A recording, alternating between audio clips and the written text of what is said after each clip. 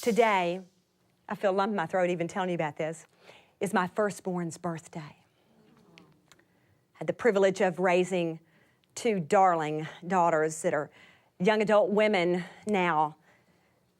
But as I look at my oldest daughter with her darling bouncing baby boy, I love to be able to tell her when she tries to describe how she feels about him, I love to say, "Oh, baby, that's how I feel about you." Even now. I'm tender about her birthday because early that next morning, we'd had so much company on the day that she was born. Keith and I both have large families, and all of them were there. We also have a large church family, and all of them were there. And we were the first of our friends to start having these babies. So everyone gathered around. I remember thinking to myself after I'd been through the trauma of childbirth, I cannot believe they did not come to see me after what I've been through.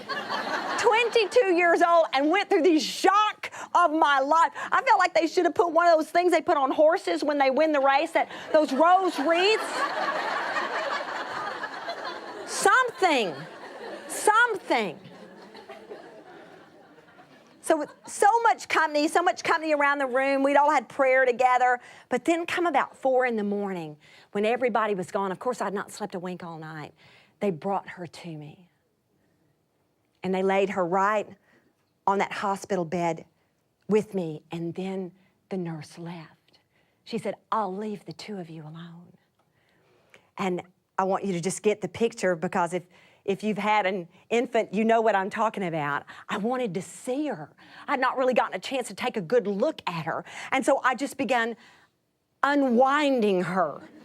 You know what I'm talking about? Where you think they're gonna have to wear this to college, obviously. Where you're just unwinding, and then you look at their little toes and their tiny little feet, and she was staring at me. The tears were just pouring from my cheeks, falling right down on her little belly. And I said to her, "Hi, my name is Mom." And it was the most beautiful word. And I looked at her, and I wept, and I couldn't have articulated then what I know that my soul was saying, but I wouldn't have been able to find exactly the words. But I lay there with that little thing in my arms and thought, how could anything this pure come from anything this impure?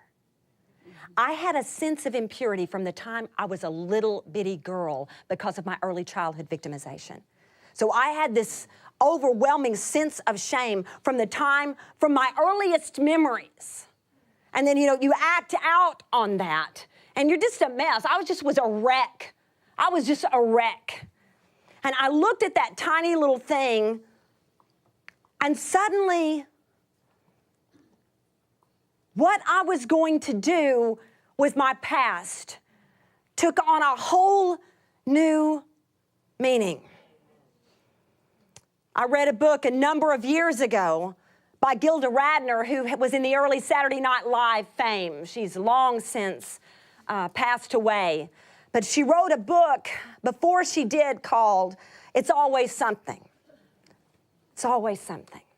She tells a story in it that was printed as an excerpt in the paper at that time. And she told about growing up and having a family pet that was going to have puppies. And somehow the family pet got too close to the lawnmower and lost its back legs. And they took the family pet into the vet and said, "What are we to do? Must we put her to sleep? After all, she's going to have these puppies. Can we somehow still have the puppies?" And he said, "Well, I'm going to tell you," it was early on. He said, "No, absolutely not. If we don't maintain the life of the dog, the puppies aren't going to make it. But here's what we can do. We can sew her up, and she will teach herself to walk." And they said, sure enough, she did. She didn't even waste any time with it. She learned to drag herself by her front paws and somehow hop forward with the back part of her body.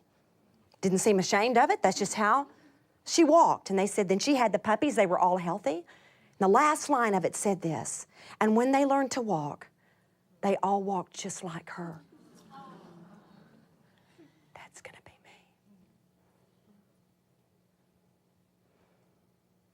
I became petrified that even if no one touched my children, that the second-hand effects of my abuse, if I did not deal with it, was going to show up in them. And somehow, all of a sudden, you got to do something. It was years before I would tell you that I was experiencing full freedom. You just go through layers and layers of it. It was a deep stronghold, and it took some long and radical work. Anybody know what I'm talking about? But in the process of it, by the time my healing came, I knew my healer a whole lot better than I knew my healing. And I was in love forever. You understand what I'm saying? He was Prince Charming, and it was done. It was done. I would be in love for the rest of my life. That's what the course of that longevity gave me as a gift. What would it take for you and I to decide it would be worth it to seek healing? What would it take?